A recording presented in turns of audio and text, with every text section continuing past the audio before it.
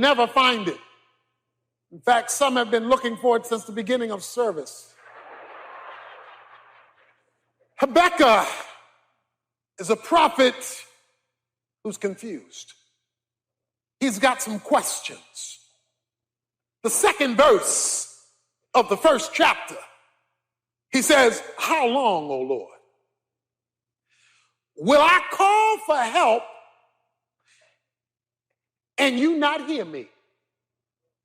Anybody ever felt like that? God, you taking too long. Now, you know if the preacher feels, he's a prophet, if the preacher feels God is taking too long, what the congregation must think.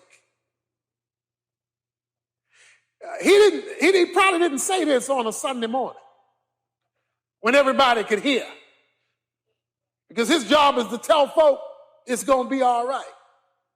But in his own solemn assembly, he said, "How long?" So one problem that he's facing is God is taking too long to come through. Anybody ever feel? God, I believe you stuff, but you're slow. Even the prophets struggled with the slowness of God. God was not only moving too slow, but his movements were very confusing. He couldn't make sense of it.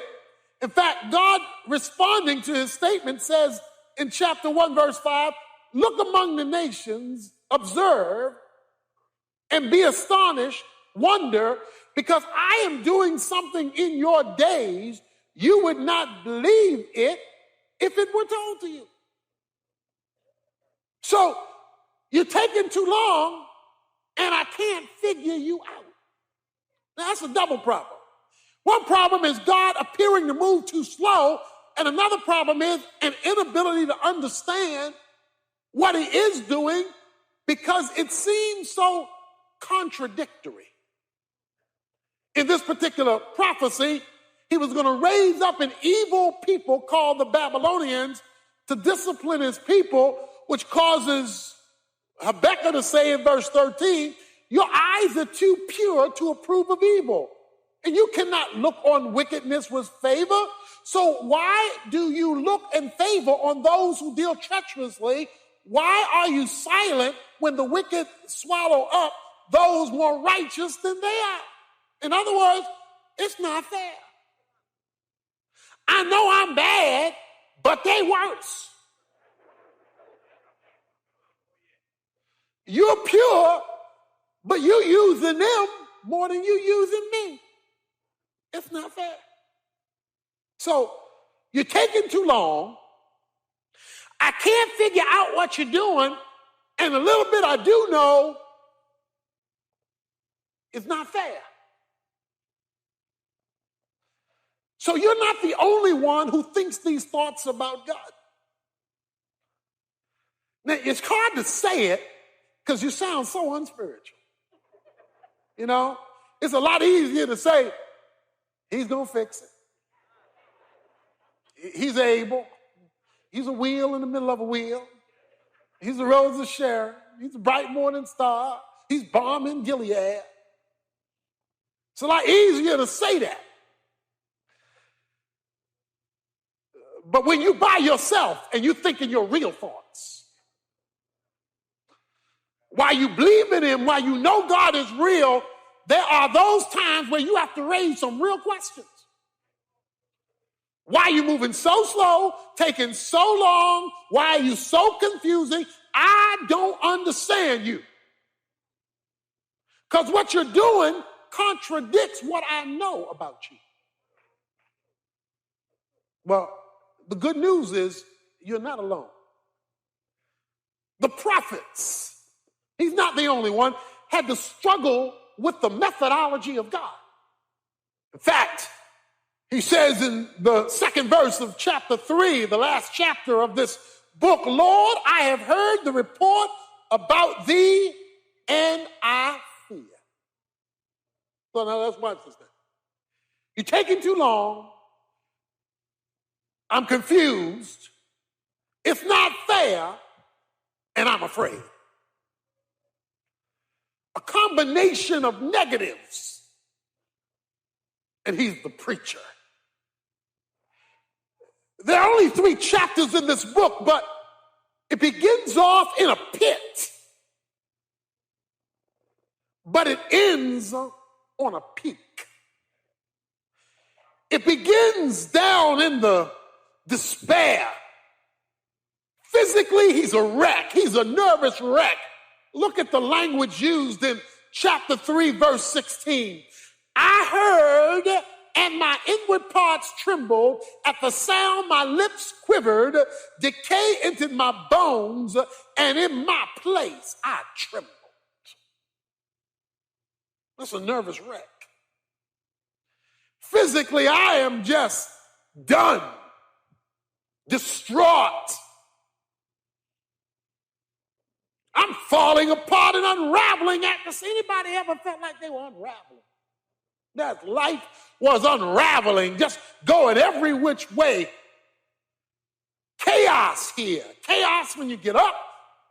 Chaos at home. Chaos at work. Just unraveling.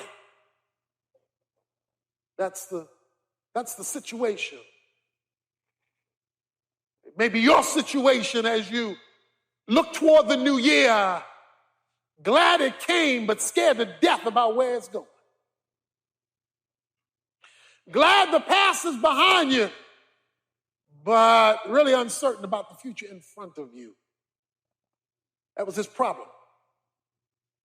And he's got to wait quietly, he says at the end of verse 16, for the day of distress, for the people to arise who will invade us. In other words, what he was looking forward to wasn't too exciting to look forward to. His future looked kind of dim. Distress, he called it. I can't take another year like this last one. And yet I don't see much hope for improvement. I wonder if there's anybody here like that today. You just don't see anything. But in the last 3 verses, after he's taken 3.5 chapters to tell you his struggle, his frustration, his confusion, his fear, it comes down to 3 verses. Let me read them one more time. Though the fig tree should not blossom, though there be no fruit on the vine, though the yield of the olive should fail, though the field produce no food, though the flock should be cut off from the field, and there be no cattle in the stall, yet I will exalt in the Lord, I will rejoice in the God of my salvation. The Lord God is my strength. He has made my feet like hinds' feet, and he makes me to walk on my high places. There are three options that are generally given by the world, or that people take as they look at negative situations in their life. One way is to resign yourself. That's the way it is. It was that way, it is that way, gonna be that way. So you just resign to the fact that you just destined to be miserable. You destined to be a loser. You destined to not have a change come. That's life. So you kind of just resign yourself to it. You kind of just say that that's the way it is. That's the way it's going to be. And so people who resign always let you know that they're in that resigning mode because they sigh a lot.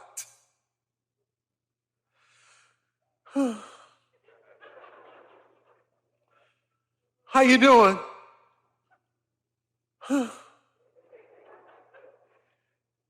What's going on? They just resign. That's the way it is. There's a second way that people deal with life when it doesn't seem to offer a future, and that is detachment. In other words, they distract themselves so they don't have to think about it. If I can come home and turn on the television, I can be distracted by the shows. If I can perhaps take drugs, I can feel good enough to be distracted from the pain. If I can go out and to just have a good time and party hardy, then I can let that erase. The only problem with detachment is that it's camouflage. In other words, it doesn't fix anything. It just hides it and only hides it for a little while.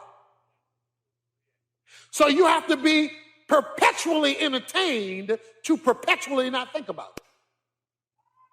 But it's always underneath. You always know it's there. There's a third way that people seek to deal with their uncertainty or struggle, and that is, or we'll call it bravado. Bravado. Take it like a man. Take it like, hold your chin up. You the man, be the man. I can handle it. I'm a real man or woman. And I'm going to handle it. I'm going to face it. I can take it. My mama raised me to handle anything. The only problem with bravado is when things get bad enough, all the pep talk in the world won't help you. Pep talk is good, but pep talk doesn't last. It's like having a pep talk before a football game. At halftime, the score 52-0, you losing. The coach come in halftime talking about pep talk. After a while, reality sets in. Okay? We ain't gonna win. And after a while, all the pep talk in the world is not gonna do it. You've experienced that. You come to church, heard a sermon preached, and got pepped up. You came to church like this, you heard the sermon go, yeah, I'm gonna make it. Yeah, you fired up. Yeah. 5 minutes after the benediction. Shucks, this stuff ain't well. Because irreligious pep talk is not enough. So the question we face today is, what do you do when God is taking too long? What do you do when uncertainty is in front of you? What do you do when you are afraid? What do you do when you feel like you're falling apart at the seams? Resignation. That won't do it. Detachment. That's camouflage. That hasn't addressed anything. Bravado only goes so long. Habakkuk says in verse 18, I will exalt in the Lord. He says, even though I have my questions, even though I have my confusion, even though I don't see solution number one in sight, and even though God does not make sense, rather than pretend that nothing is wrong, I am going to exalt in the Lord.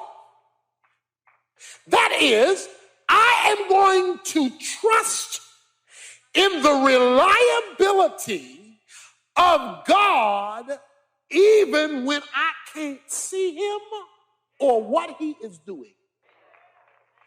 I am going to choose to believe in the reliability of God even in the dark. Learning to trust God in the dark when you have no support for your faith other than who you know him to be. That is the only content you have. Who you know him to be. You appeal to two things.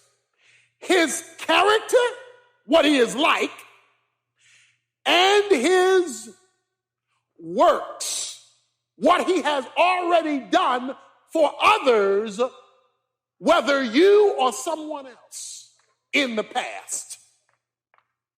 People always say, I'm going to have faith, I'm going to have faith. That's never the question. The question is, in what? What is the object of faith?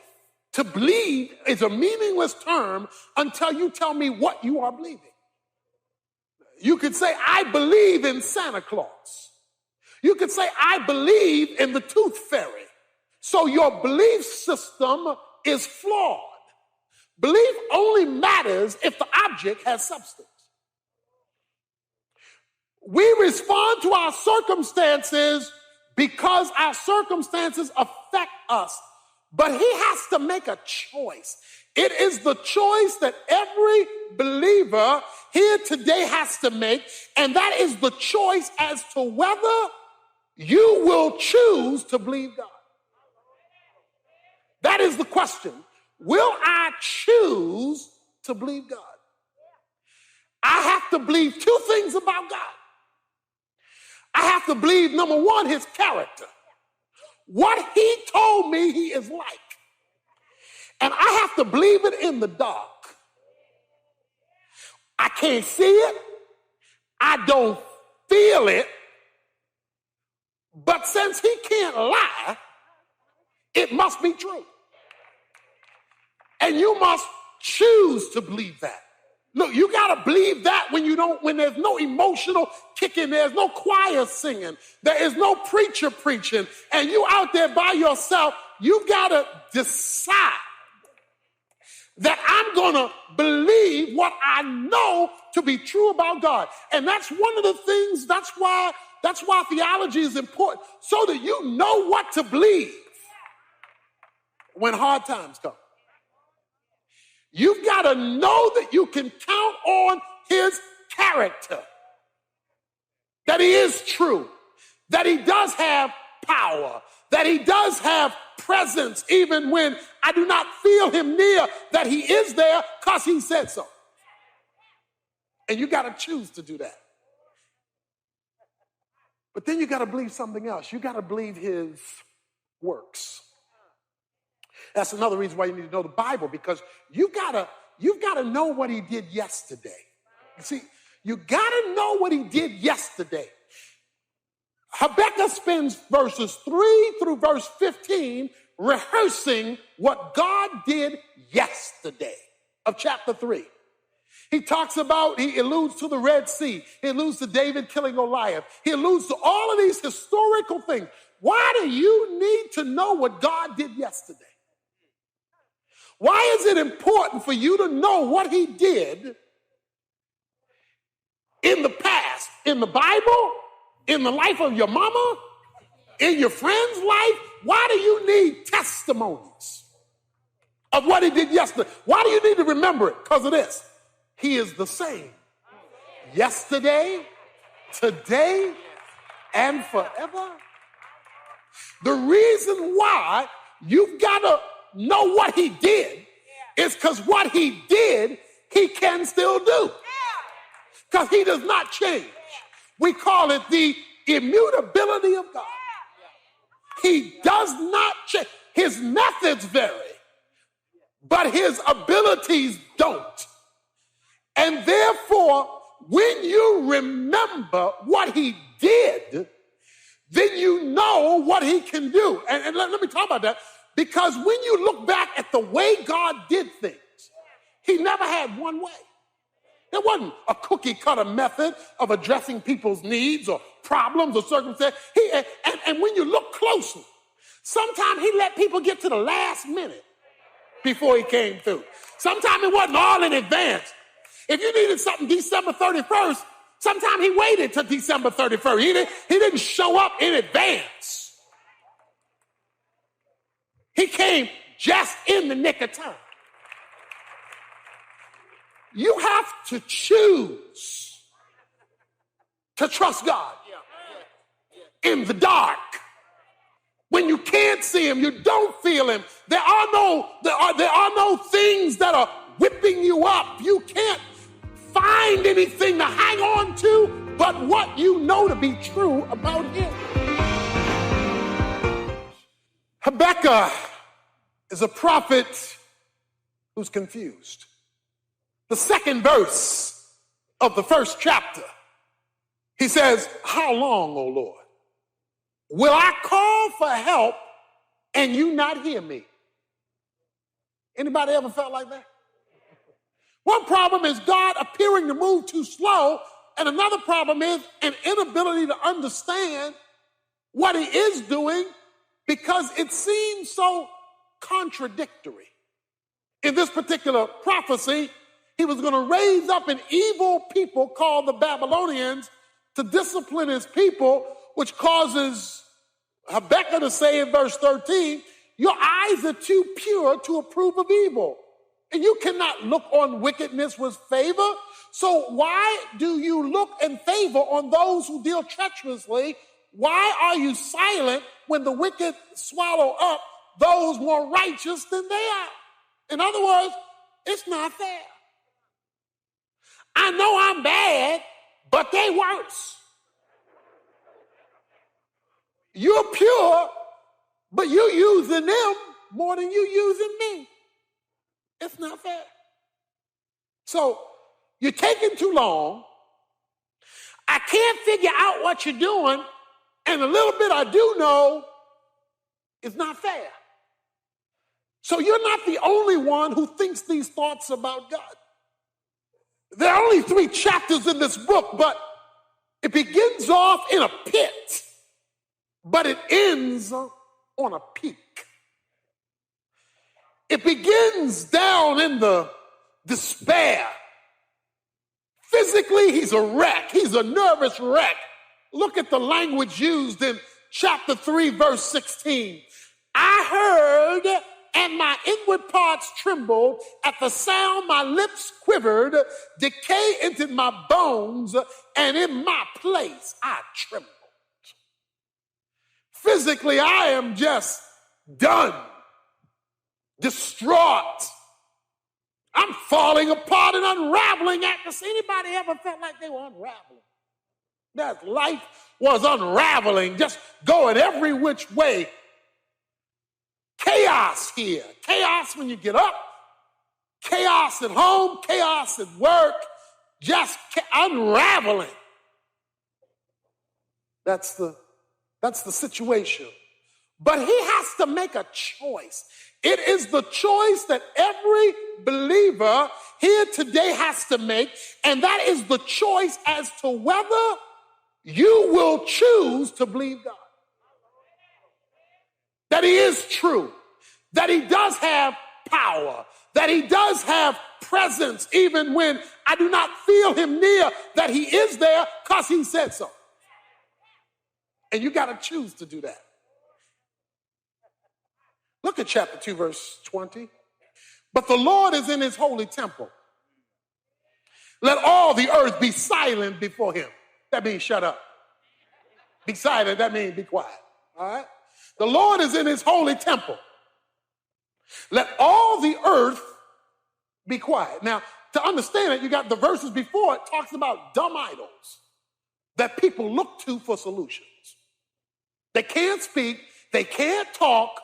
You have to set them up, break them down, and they are dumb. But the Lord is in his holy temple. Let all the earth, that's you and me, we on the earth, let all the earth be silent before him. Now, why do you need to know that? When you can't figure it out, don't get a headache over it. When you can't solve it, don't stay up all night trying to figure it out. God knows how to tell you what he wants you to know. And if he's not informed you of anything more than he has informed you of, you go to sleep. And stop fussing, cussing, and complaining, and be silent before the Lord. In other words, let him do what he's going to do. Leave God alone. He is not a dumb idol. He is not a lifeless being. The Lord is in his holy temple. Let the earth be silent. What do you do in a temple? You worship. Look, in your confusion, you worship. In your lack of clarity, you worship. In your emptiness, you worship. In your despair, you worship. You simply say, Lord, All I can do is adore you in your temple because I have no explanation for anything that's going on right now. None. The Lord is in his holy temple. Let all the earth be silent before him. And so he calls for an act of faith. Matthew 6 says, be anxious for nothing. Because just as you can trust God for yesterday, in fact, you didn't even think you were going to make it till now, the way things look. You just say, if I got to go through another year like this, I'm not going to make it. Guess what? You made it. You here. Your problem may not be solved, but you here. I will exalt in the God of my salvation. You remember when you first started flying and it was turbulence? And how nervous that makes you? You know, plane go boom, boom, boom, jumping up and down. And you get a little uncomfortable with turbulence, you know? You know, especially if it's real bad in a storm and you don't know what's going on. See, the problem with a plane is you're not in control. That's the problem. I can handle a bumpy road. I'm behind the wheel. You bump all day. As long as my foot is on the accelerator and my foot is on the brake, we can make it. But I can't see what's going on out there. I don't know what them boys doing up front. You remember how you long for the pilot to say something? Tell the truth, shame the devil. I know. You wanted the pilot. You ain't care who you were sitting next to. Them talking about, oh, bumpy flight. You don't know what you're talking about. I want the pilot. And when the pilot said, we are entering into rough air, you could, even though it was rough air, you could take a deep breath. Because he ain't come on and say, we crashing. He said, it's rough air. You heard the voice from up front, a voice you could not see. Entering into God's holy temple in your worship, when things are falling apart so that he can speak to your heart, won't change necessarily the bumpy air until it's time for smooth flying, but at least you know somebody up front has got it under control. Right? And so he says, I will exalt in the Lord. The Lord is in his holy temple. Let all the earth be silent, but before him. You're before him. You can't figure it out? Don't. God knows how to tell you what he wants you to know. Don't be getting a headache over stuff you can't change, stuff you can't fix. You go to the holy temple. He says, I will exalt in the Lord. I choose to do that. I like the way Psalm 34 says, Psalm 34, verses 4 to 7. He says, my fears look to him. My apprehension looked to him. I didn't just talk to everybody else about my distress. I pointed them to him. Right? My fears looked to him. And then it's preceded by the statement, fig tree should not blossom, no fruit on the vine, olive should fail, fields produce no food, flock should be cut off. But the key word is the word though. Somebody say though. Though. Let me give you a more contemporary word for though. Suppose. Even though this happens, suppose. How many folks spend a lot of time with suppose? Suppose this is cancer. Suppose we don't have the rent money. Suppose this job doesn't come through. What are we going to do? That's suppose. We look at all the options.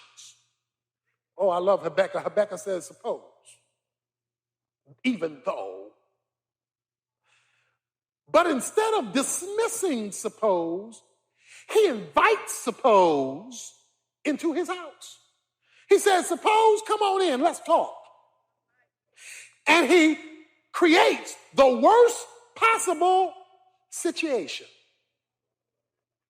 Because the situation that he extracts from is a hopelessness. He says, let me come up with, here it is, worst case scenario.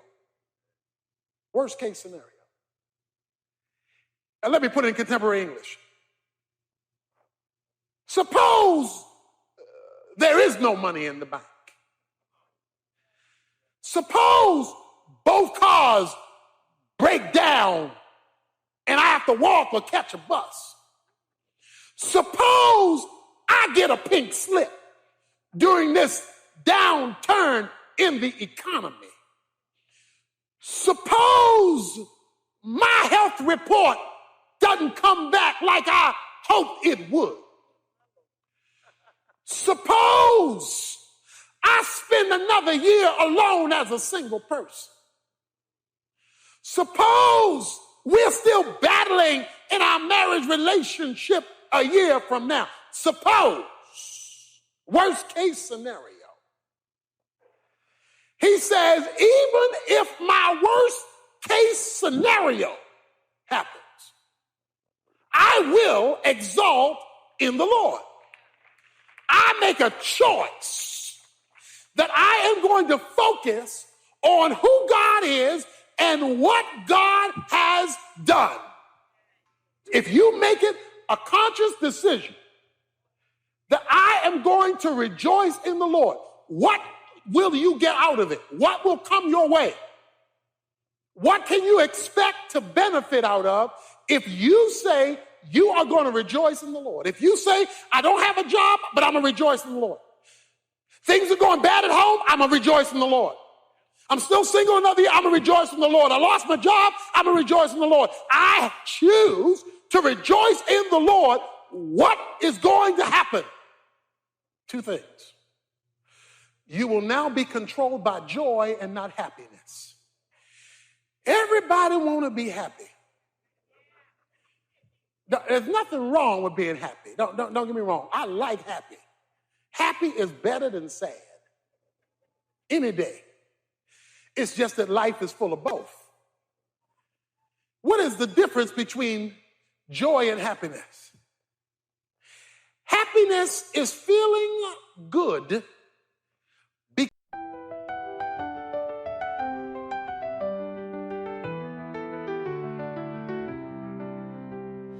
Footsteps on the school's lone hall, dusty boards of basketballs call, crafting dreams and painting clay, golden laughs at end of day. Twilight songs, the choir's sweet hum, fingers dance on keys they drum, strings of life and violins, swirling skies, the peal begins. Oh, the joy in our young hearts, time's a river flowing parts, moments stitched in after school, in each nook we find our jewel.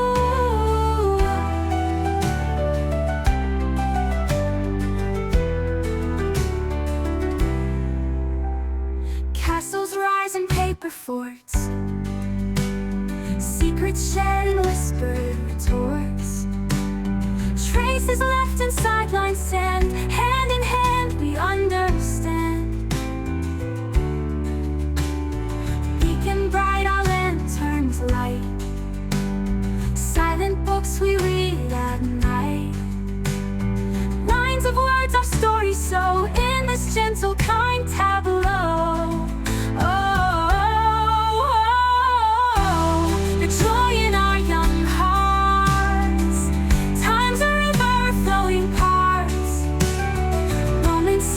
After school, in each nook we find our jewels.